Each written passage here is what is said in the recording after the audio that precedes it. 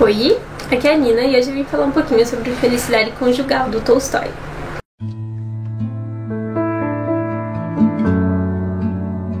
Eu já tentei gravar esse vídeo antes e eu gravei, na verdade, eu não achei que ele ficou bom, porque na verdade ele não tem muita coisa pra contar, então eu me organizei de uma forma um pouco diferente, espero que fique melhor.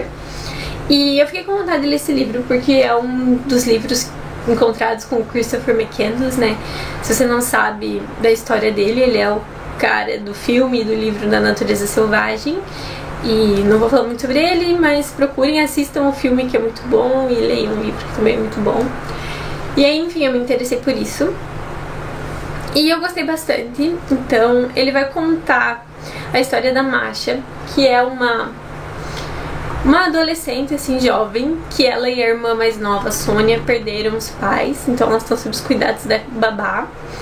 E a Masha perde toda a alegria de viver com isso. Então, com a morte dos pais, ela não vê mais graça nas coisas que ela via. Ela gostava muito de ler, de tocar piano, de ensinar a irmã. Então, ela perde essa alegria de viver.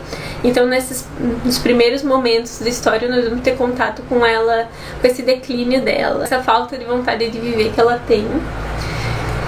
Mas logo, né, isso muda, porque ela acaba visitando a casa um curador, digamos assim, eu não sei qual é a palavra, mas ele é o responsável pelos bens da família e pelos cuidados.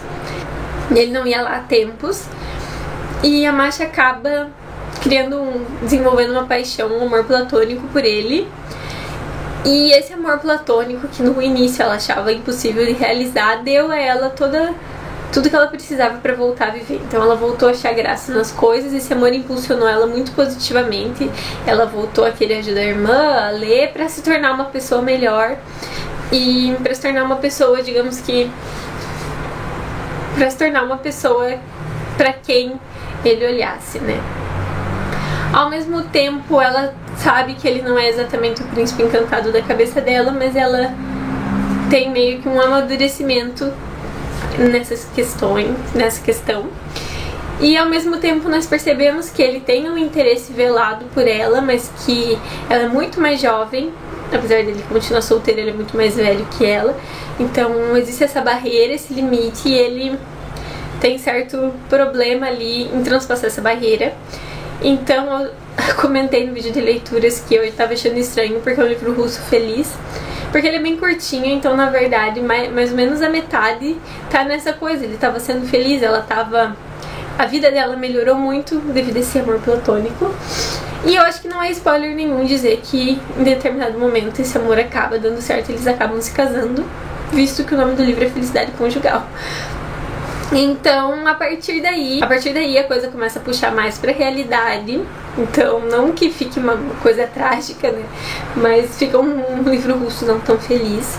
Então, ela acaba tendo se desapontando um pouco com o casamento e com a rotina. Ele trabalha bastante e ela fica nessa de ficar em casa e não é exatamente, ela não fica entediada. E ela acaba descobrindo alguns prazeres, então eles vão a alguns bailes e ela acaba ficando muito vaidosa com as pessoas olhando e acaba se envenenando por isso. Então ela acaba querendo sempre estar mais bonita, aparecer mais nos bailes e coisas assim, o que não é de forma alguma errado, a não ser, né, na Rússia do século XIX. E então ela acaba ficando um pouco desapontada com essa vida que ela leva. E a questão, falando, né, de muito tempo atrás, então eles não conversam a respeito das coisas como seria de se esperar, né, porque vai fazer muito tempo.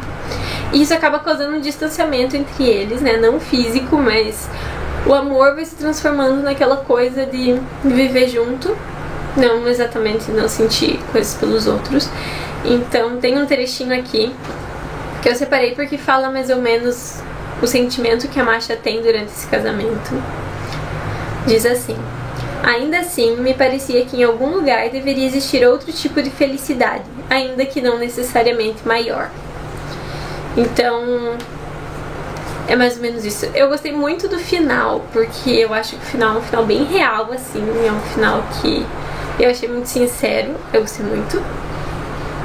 E eu acho que esse é o ponto alto do Tolstói, né? O Tolstói gosta de escrever a respeito de coisas cotidianas, não necessariamente banais. mais cotidianas, e ele faz isso de uma forma, ele faz isso muito bem. Eu gosto mais desse particularmente do que da Morte do Ivan Illich, que foram os dois que eu li. E eu acho que isso pode acontecer porque a Morte do Ivan Illich toca em assuntos um pouco mais densos, profundos assim, sobre a maldade humana. E eu gosto muito do Dostoiévski, que sempre aborda esses temas, então eu acho que eu acabei comparando inevitavelmente A Morte de Ivan Illich com as obras do Dostoiévski, e esse aqui eu nem tive como comparar, porque é uma coisa completamente diferente, mas ainda assim você fica imerso na história, enxerga que as personagens, fica agoniada com ela, principalmente a gente que tá séculos à frente, né? Então a nossa visão de mundo é completamente diferente.